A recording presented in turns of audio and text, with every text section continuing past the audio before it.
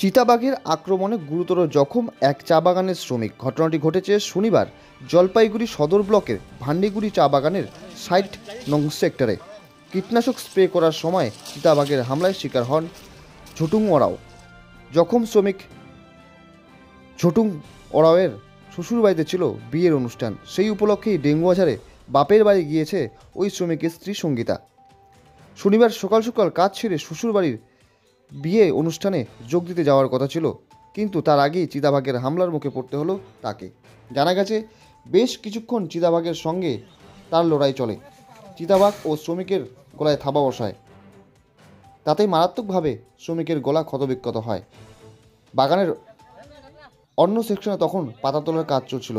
বাগানের শ্রমিকরা দেখতে পেয়ে তড়িঘড়ি আহত ওই শ্রমিককে উদ্ধার করেন এবং দ্রুত জলপাইগুড়ি মেডিকেল সুপার স্পেশালিটি হাসপাতালে নিয়ে আসা হয়।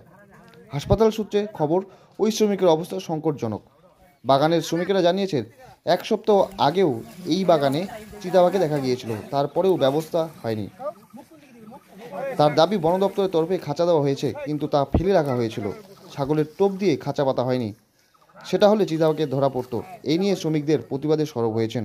ঘটনার পর অবশ্য এদিন চা বাগানে খাঁচা বসানোর কাজ শুরু করে বন দপ্তর।